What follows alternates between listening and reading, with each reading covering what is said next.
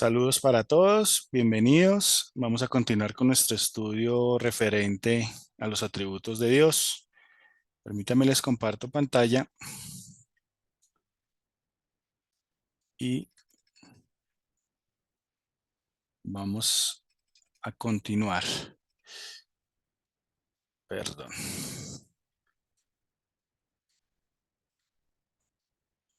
Listo. Entonces, hoy vamos a hablar sobre el amor de Dios.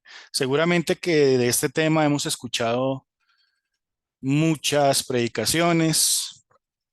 Es uno de los atributos de los que más se habla en las congregaciones, a la hora de evangelizar a una persona, a la hora de tratar de explicarle a la gente quién es Dios, porque es el atributo más visible del Señor y pues es visible porque es lo que predomina en su plan de salvación. Es a partir del amor por medio del cual el Señor nos ha llevado a acercarnos a Él. Y precisamente sobre esto vamos a hablar el día de hoy, vamos a hablar en este tema y sobre este atributo, pero no profundizando en aquellas cosas que tal vez sabemos. Los estudios que aquí buscamos hacer no son tan profundos como quisiéramos porque el tiempo no nos lo permite, pero sí vamos a hablar de aquellas cosas que tal vez en las congregaciones, esos aspectos de los cuales no se habla tan seguido, no se habla de una manera como tan profunda, como tan evidente. Y se habla de aquello que es lo más, no quiero usar el término comercial, pero sí aquello que es lo más atrayente para la gente. Y vamos a darnos cuenta del por qué me refiero a este aspecto, porque hay cosas del amor de Dios que no se, de las que no se habla porque tal vez son más complejas de comprender, pero no en sí porque sean complejas, sino porque creemos que eso no hace parte del amor de Dios, entonces como que no lo relacionamos de una manera fácil o sencilla. El amor de Dios es para el mundo, definir el amor, empecemos por ese aspecto, puede referirse o lo puede entender la gente del común como un sentimiento intenso que no está dentro de lo cotidiano, ese sentimiento de afecto o atracción hacia otra persona o incluso hacia algo. No hablemos solo de una persona, pero parte del hecho de explicarnos que es un sentimiento que nace de nosotros. Para Dios, la definición de amor es algo diferente y a través de su palabra y de muchas de los textos bíblicos, que reitero, no vamos a tocarlos todos, se calcula que aproximadamente la palabra amor está escrita más de 1000 veces en la Biblia. Entonces, imagínense si pretendiésemos ver cada uno de los versículos que hablan del amor de Dios. No es algo sencillo de abarcar y menos en una charla tan corta. Pero básicamente el amor para Dios no tiene que ver con un sentimiento que parte de nuestro corazón y no se entiende como lo entiende la gente del común, un afecto o una atracción. ¿Por qué? Porque cuando ese afecto o esa atracción dejan de estar, pues la gente es cuando dice, no, ya no lo amo, es que ya no quiero. ¿Por qué? Porque su amor tenía una dependencia de una emoción. Y como ya lo hemos visto en varios temas, los sentimientos no es que sean malos, pero cuando soportamos nuestra creencia, nuestro cristianismo en esas emociones, en esos sentimientos que son tan maleables, que son tan cambiantes, pues es peligroso, porque el día que nos sintamos mal, el día que no tengamos esa emoción a flor de piel y tal vez estemos en una condición más triste, más depresiva, entonces pues ya ese amor no va a tener la intensidad que debería tener. Por eso la definición de amor para Dios es muy diferente. Juan 15:13 nos empieza a ubicar. Dice, nadie tiene mayor amor que este, nadie. ¿Y cuál es ese mayor amor? Aquí lo explica el Señor, que alguien entregue su vida por sus amigos. El Señor aquí les explicaba a sus discípulos quién era el que tenía un mayor amor que por alguien y estaba obviamente refiriéndose a su sacrificio, a su partida, a su obra sacrificial, a lo que iba a hacer en la cruz del Calvario, y les estaba diciendo a sus discípulos, yo los amo, por ese gran amor que les tengo, voy a entregar mi vida por ustedes, y no solamente por ellos, sino por todo el mundo. Por eso el Señor aquí empieza a darnos unas puntadas de lo que es un gran amor, un mayor amor, y es el hecho de dar. Ese es el amor para Dios, es dar y dar, no solamente dar, es dar a pesar de, porque cualquiera de nosotros pudiésemos dar, ahorita que llegan las festividades de fin de año, por, por un aspecto cultural, nos han enseñado que en Navidad hay que dar regalos, pero pues ¿a quién le vamos a dar? A la gente más cercana, a los que queremos, pero Dios nos ha dado a pesar de que, de nuestra condición. Ahí está la diferencia, allí está ese plus de parte del Señor y que quiere que nosotros lo tengamos presente para qué, para que lo repliquemos también, no solamente para que conozcamos que Él es amor, sino conocerlo y a partir de ese conocimiento poder obrar.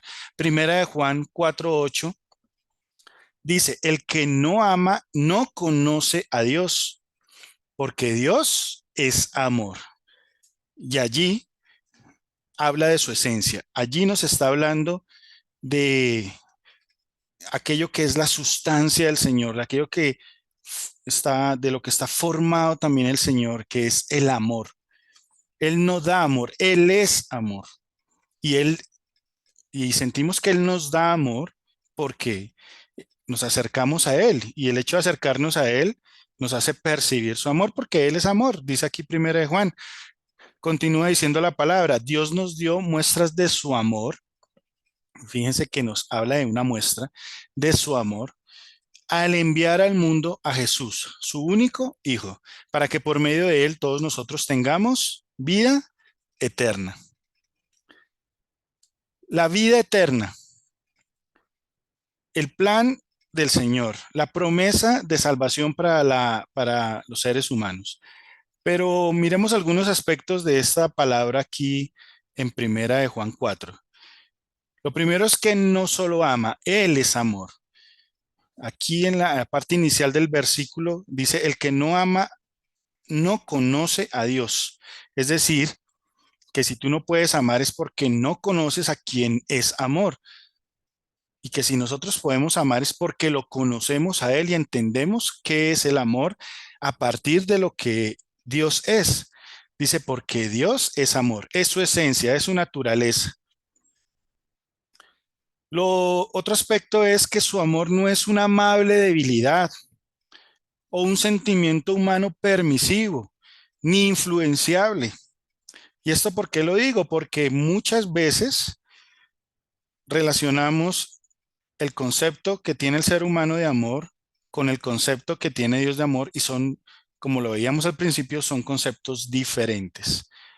Para las personas del común, amar es algo que nace del corazón, es un sentimiento que está ahí, pero que es tal vez maleable, es cambiante, es dependiente de muchas circunstancias. En un momento está y en otro no está. Pero Dios va más allá y nos dice, no, el amor es aquel que da.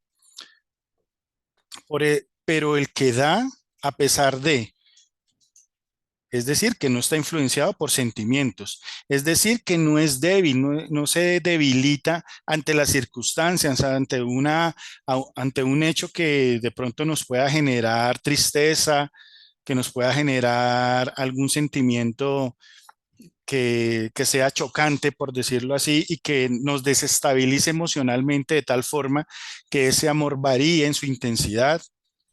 No es permisivo, no es como ese amor que, entre comillas, ese amor que creemos que tienen esos padres que le dan todo a sus hijos y le conceden todo y los satisfacen en todo y les dan todo tipo de regalos y todo lo que el niño pide o la niña pide se lo compran y todo lo que hace les parece gracioso a los padres, así los maltraten, así los insulten, les hablen despectivamente.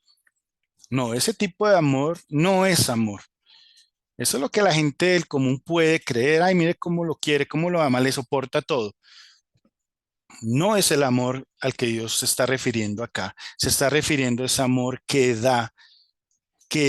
se empieza a negar a sí mismo. Porque cuando tú te niegas a una emoción, a un sentimiento, eso es lo que haces, negarte a ti mismo. No importa que esté triste, no importa que esté con este problema, no importa que esté en esta situación, no importa que esté pasando por esto o lo otro, mi compromiso de amar a esa persona o a esas personas implica que yo dé, sin importar qué o a pesar de. Y ahí es donde empezamos a equiparar si realmente estamos amando o a la luz de la definición de lo que es amar para Dios, todavía nos quedamos cortos. El amor de Dios es soberano. Él lo da porque quiere. No nos ha dado ese amor por mérito ni por algo a cambio. Deuteronomio 7:7 dice, ustedes son un pueblo especial refiriéndose a Israel y les decía, les explicaba a su pueblo el por qué habían sido elegidos. Ustedes son un pueblo especial, empieza a decirles. Dios los eligió de entre todas las naciones del mundo para que fueran su pueblo preferido. Pero si Dios los prefirió, no fue por ser ustedes un pueblo muy importante. Al contrario, eran el pueblo más insignificante de todos. Si Dios los liberó de la esclavitud en Egipto, fue porque los ama. ¿Por qué? Porque los ama. Y esto mismo se puede relacionar con nuestro llamado. El momento en que Dios te llamó a ti y me llamó a mí, no fue por un mérito alguno, no fue porque fuéramos alguien especial, no fue porque el Señor nos miró y, hoy este hombre o esta mujer tienen algo especial. No, yo tengo que hacerlo pueblo mío. No, es que este se porta bien, este se porta de esta manera, este está haciendo aquello, lo otro. Y es algo que debemos tener presente y recordar, así como recordamos la misericordia, todos esos atributos del Señor, la gracia que han sido dados, ¿por qué? No por merecimientos, sino porque el Señor lo ha querido. Y esa es la soberanía, y esa es también parte del amor que Él da soberanamente a quien quiere y como quiere darlo. Por eso no debemos sentirnos en ningún momento que somos especiales. Y no porque no lo seamos para Dios. Él ya nos prefirió sobre otras personas, pero eso no nos debe hacer altivos, orgullosos, creernos más que otros y comportarnos de esa manera o con ese pensamiento delante de otros. Por eso uno se encuentra gente por allí eh, fanática, religiosa, que dejan mal parado al cristianismo. ¿Por qué? Porque se creen más que otros. No es que yo soy hijo de Dios y empiezan a condenar a todo mundo al infierno y eso, ¿no? Por supuesto que debemos evangelizar, por supuesto que debemos invitar a otros al arrepentimiento, pero siempre hagámoslo con respeto, siempre hagámoslo con amor. Cuando el Señor nos llamó, lo hizo con amor, lo hizo con respeto. Él no fue invasivo, nos confrontó, nos hizo entender nuestra naturaleza, nos hizo entender nuestra condición y nos permitió acercarnos a Él. Dice el 7, pero si Dios los prefirió, no, no fue por ustedes ser un pueblo muy importante. No hay importancia en nosotros. Nos ha hecho importantes porque Él quiere. Dice al contrario, eran el pueblo más insignificante de todos. Y eso es lo que hizo el Señor con nosotros. A ti y a mí nos llamó, ¿por qué? Porque éramos los más insignificantes. Si Dios los liberó de la esclavitud en Egipto fue porque los ama. ¿Por qué nos ha llamado el Señor? Porque nos ama. Porque nos ha preferido, pero reitero, no por algo especial, no por algo que trascienda en, en mérito. Su amor es primero. Primera de Juan 4:19 dice, nosotros amamos a nuestros hermanos porque Dios nos amó primero. Nosotros pudimos entender qué es el amor, no como lo entiende el mundo, no como lo entiende la gente por ahí. Entendemos qué es el amor de Dios y como lo vamos entendiendo, como lo vamos comprendiendo, vamos dando ese mismo amor. ¿Cuál amor? Reitero, el amor que habla de dar, de negarse a nosotros mismos. Su amor es eterno. Jeremías 31:3 dice, Jehová se manifestó a mí ya hace mucho tiempo, dice aquí el profeta, diciendo, con amor eterno te he amado. Por tanto, te prolongué mi misericordia. Y aquí habla nuevamente de ese atributo, de la misericordia que ya lo vimos. Pero ¿por qué prolonga esa misericordia? Porque nos amó. Y ese amor fue primero. Nadie se acerca a Dios porque quiso acercarse a Él primero antes de que Dios nos llamase.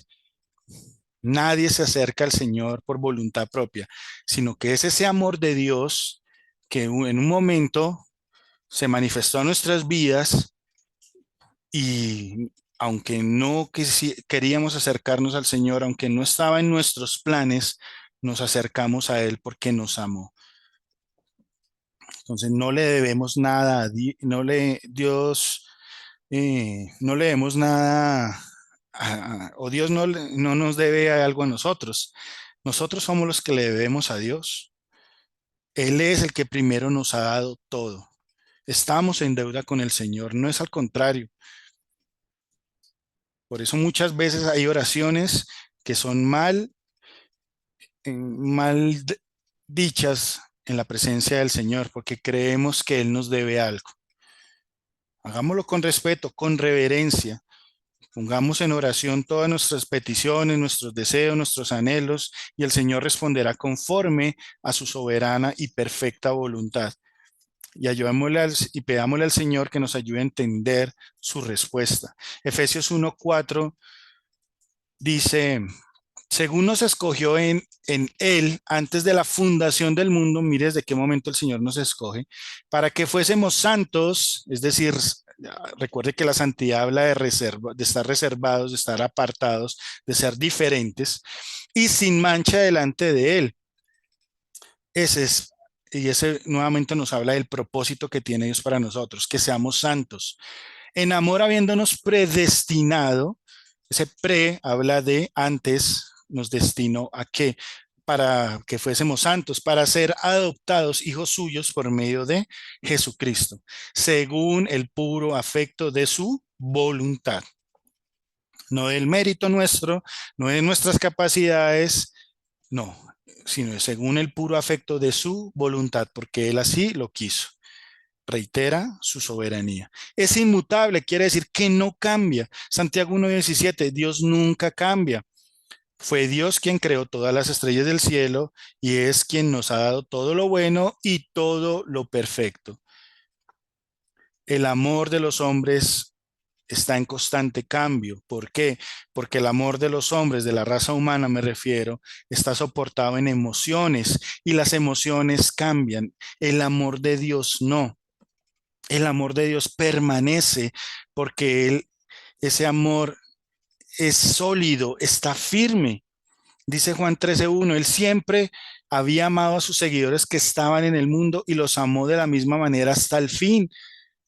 Mire cómo el Señor mostró su amor con esos discípulos que le negaron, esos discípulos que salieron corriendo, esa noche que lo arrestaron, que lo dejaron solo, al mismo Juan, que lo negó 3 veces, a ese Tomás que no creía si no veía,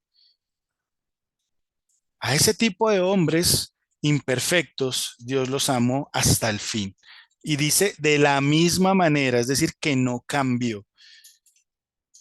Su amor es santo. No está regulado por caprichos, sino por principios. He ahí la diferencia. No por emociones. Como les explicaba ahorita, no cambia ¿por qué? Porque el amor de Dios está soportado en esos principios, porque su esencia es el amor. Y cuando Él imparte su amor, no lo hace de manera caprichosa, no lo hace por sus debilidades, no lo hace por algún, alguna fragilidad en su carácter.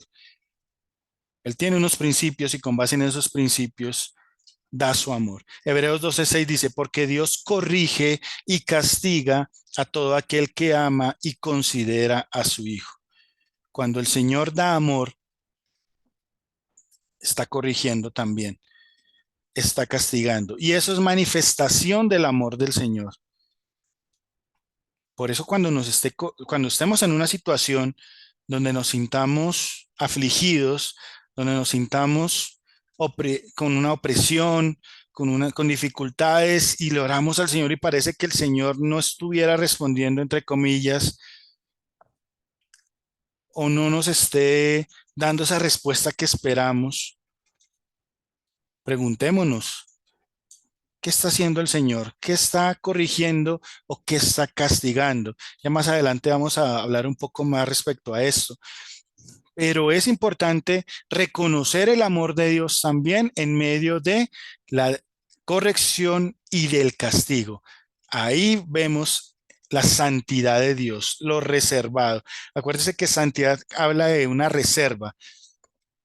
Por eso Él ha reservado ese amor para nosotros, para sus hijos.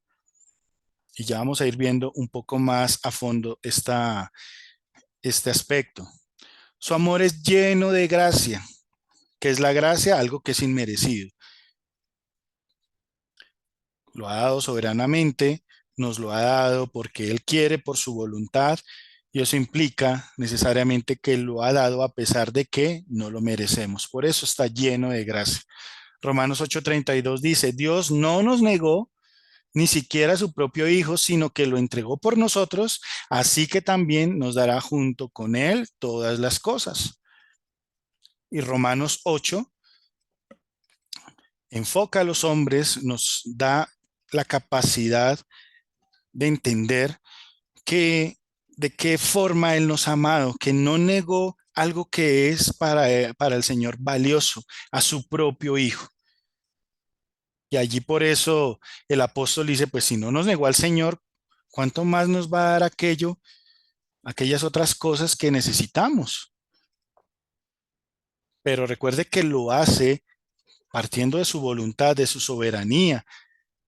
Por eso algo que también debemos tener en cuenta referente al amor que Dios nos da, ese amor va dirigido de Dios hacia nosotros, es un amor que abrió la brecha para la reconciliación. Juan 3:16 lo dice claramente, porque de tal manera, es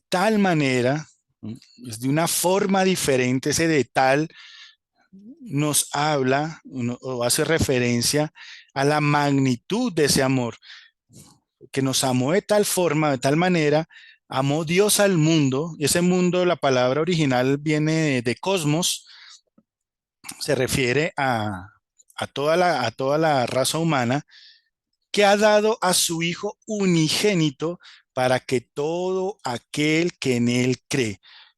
¿Para quiénes? Para todo aquel que en Él cree. Y empieza a condicionar ese amor. Está allí, abierto, cosmos, para todos, pero todos qué, todos aquellos que en Él crean.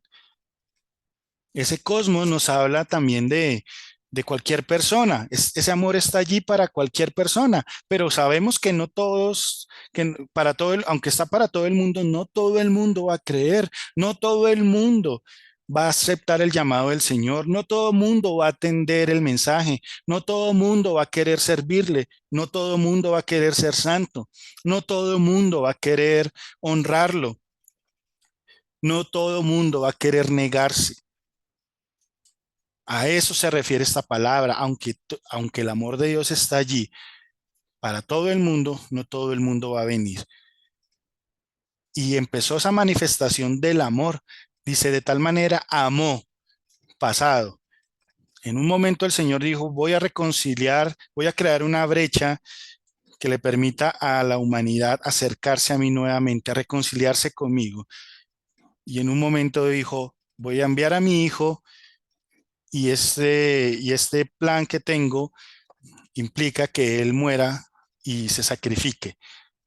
En ese momento el Señor amó al mundo para que no se pierda, mas tenga vida eterna. Ese no se pierda, en el original también la palabra traduce que no sea destruido y que tenga vida eterna. Entonces su plan está enfocado a lo eterno. Lo siguiente, en lo que debemos tener en cuenta de ese amor de Dios hacia nosotros es que es un amor reservado, como les hablaba hace un momento, y aquí lo vamos a entender un poco mejor. No es un amor para todo el mundo. Aquí no aplican los clichés religiosos y ojalá empecemos a dejarlos, porque en pro de querer evangelizar, de que la gente se acerque a Dios, empezamos a decir cosas que no están apegadas a la palabra, a esa verdad de Dios, porque no las entendemos a profundidad. Entonces se empiezan a escuchar cosas como Dios te ama tal y como eres. Dios ama al pecador y aborrece al pecado. Pueden tener o contener algo de verdad, pero no son frases ni bíblicas ni que contienen verdades absolutas. Por eso es bueno que nos apeguemos a la palabra de Dios y a partir de la palabra de Dios entendamos cómo es la forma de hablarle a otro del Señor Jesús, cuál es su plan de salvación, qué es lo que quiere Dios. Dios nos ama tal y como eres. Primera de Juan 4:16 dice, y nosotros hemos conocido y creído el amor que Dios tiene para con nosotros, refiriéndose a su pueblo. Dios es amor y el que permanece en el amor permanece en Dios. Es decir, si yo tengo amor es porque permanezco en él, porque Dios es amor. Y Dios permanece en él, dice acá. La pregunta es, alguien que no conoce a Dios, que hasta ahora se va a acercar a Dios, ¿tiene el amor de Dios? No, tiene la posibilidad de acercarse a ese amor. Está la brecha allí puesta para que todo aquel que en él crea se acerque, tenga vida eterna. Entonces no podemos decir tal cosa como que Dios nos ama tal y como somos. Él nos amó, amó a la humanidad, le puso un puente entre, entre esa brecha que había entre el pecado y su santidad. Por medio de Jesucristo, vamos, nos acercamos a Él. ¿Por qué por medio del Señor Jesucristo? Porque Él representa el amor, el arrepentimiento, y eso es lo que Dios ama, al arrepentido, aquel corazón contrito y humillado. Es, el Señor dice la palabra, no despreciará mi alma. El Señor quiere que nos acerquemos, nos humillemos a Él y que lo amemos. Pero Él no ama a todo el mundo tal y como es. Él aborrece al mundo tal y como es. ¿Por qué? Porque tiene pecado. Pero Él desea, dice la palabra, que todos procedan al arrepentimiento, que nadie se pierda. Pero como hablaba ahorita también, no todos van a querer acercarse, aunque el amor de Dios está dispuesto para todos, no todos lo van a hacer, no todos se van a acercar. Entonces no tratemos de vender el amor de Dios de una mala forma, démosle el valor que merece. Ya el Señor mostró su amor allí dando a su Hijo, a su unigénito.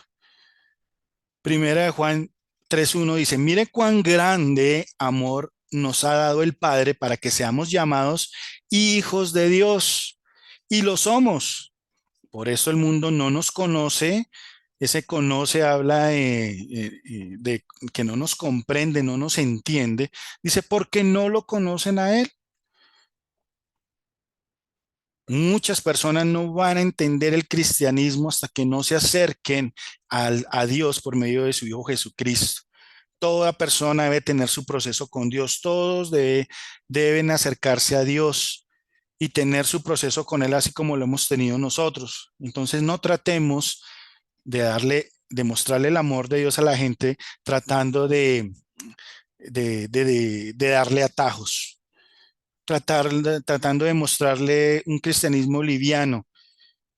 El amor del Señor también implica sacrificio, negación.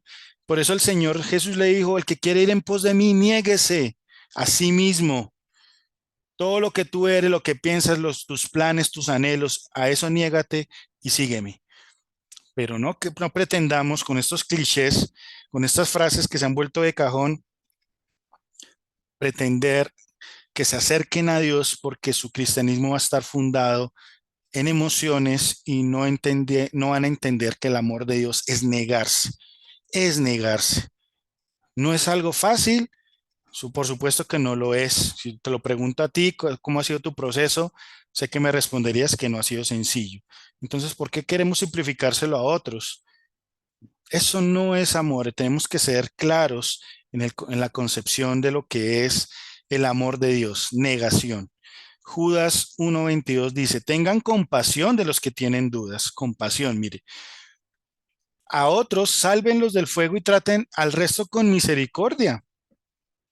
Pero ojo, tengan mucho cuidado.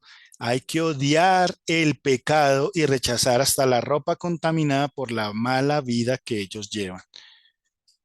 Miren el desprecio que nos dice el Señor que debemos allí tener por aquellos que viven en pecado. Que debemos tener compasión, que debemos tener misericordia, tratar de salvarlos, por supuesto.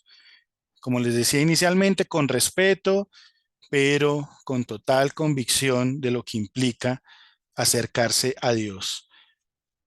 Y ese amor de Dios hacia nosotros se manifiesta en su castigo y su corrección, como hablábamos anteriormente y profundizamos un poquito más. Son hijos de Dios, dice Hebreos 12:5. Son hijos de Dios, pero olvidaron lo que Él les dice a sus hijos para animarlos. Mire cómo dice esta versión, para animarnos. Nos dice, ¿qué nos dice el Señor para animarnos? Hoy, ¿qué te quiere decir el Señor para animarte? Hijo mío, toma en serio la disciplina del Señor. No te desanimes cuando el Señor te corrija. El Señor disciplina a todo el que ama y castiga a todo el que acepta como su hijo. Por eso el amor del Señor es reservado para sus hijos. No está allí puesto, Él no se lo da a cualquiera, sino a aquellos que se han acercado, que se han lavado en la sangre de Jesús y que han hecho de su vida algo diferente. Corrección habla de paideo. Paideo habla viene del griego paidos, que viene de pedagogía, de enseñanza. De ahí viene la palabra pedagogía. Paidos, de enseñar. De pedagogo. ¿Mm? Y de pedagogo es aquel que pues, enseña, entrenar, educar, disciplinar, esa es la corrección, pero también dice que él corrige y castiga, y ese castiga, la palabra mastigó, es azotar, flagelar, que significa que llega un momento donde el Señor nos está entrenando, nos educa, nos disciplina, pero si somos necios, viene el azote y la flagelación. Muchas veces, así como el padre que omite la corrección a su hijo, el Señor le dice, el padre que ama a su hijo lo corrige. Y hay muchos padres que no muestran el amor por sus hijos, sino que le permiten hacer muchas cosas. Ay, no, que no quiero hacer esto, que no quiero estudiar, que no quiero obedecer, que no quiero hacer lo otro, que no quiero. Y cuando un papá es permisivo, es cuando el Señor entra y también corrige eso. Es cuando el Señor también azota y flagela. Y asimismo, el Señor, Dios como nuestro Padre, nos quiere direccionar. Por eso el Señor aquí habla de que nos quiere animar, porque no estamos solos, porque no estamos por ahí como ovejas sin pastor. El Señor está atento a tu vida y a mi vida. Por eso Él nos corrige, por eso si es necesario, Él nos castiga. Por eso muchas veces en situaciones extremas, Él permite que tú y yo suframos las consecuencias de esas malas decisiones que por necedad hemos cometido. Pero busquemos el paidevo, es decir, ser entrenados, educados y disciplinados para evitar el mastigou, el azote y la flagelación, porque el azote y el flagelo duelen más que el entrenamiento, que la disciplina y que la educación de parte del Señor. Orémosle a Dios en este momento y pidámosle que podamos seguir comprendiendo su amor, su palabra. Amado Padre y Dios de los cielos, gracias por tu enseñanza. Hoy comprendemos que tu amor trasciende. Hemos escuchado muchas charlas, muchas veces, muchas definiciones del amor, pero no debemos olvidar la más importante y es que el amor nos habla de negación. Que no olvidemos negarnos a nosotros mismos, Señor mío, para poder seguirte.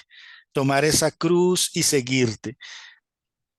Negarnos a esa voluntad nuestra, que a veces quiere ser necia, que a veces nos ha metido en problemas.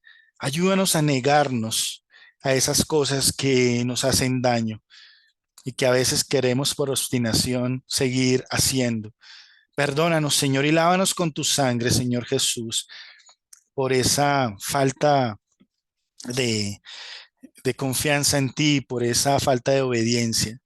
Hoy entendemos nuevamente que tu amor nos habla de que nos neguemos. Tú te negaste, Señor mío, entregando a tu Hijo por nosotros. Te damos gracias por ello, pero también recordamos que ese amor fue dado no por mérito, sino por tu voluntad. Que asimismo nosotros podamos darle a otros el amor que tú nos has enseñado a dar. Ayúdanos, Padre Celestial, y que tu amor se refleje en cada acto de nuestras vidas, en nuestras palabras, que nos esforcemos en ser mejores para ti. Te damos la gloria y la honra, te damos gracias por esta palabra, gracias por ser tan especial. En el nombre de Cristo Jesús, te alabamos.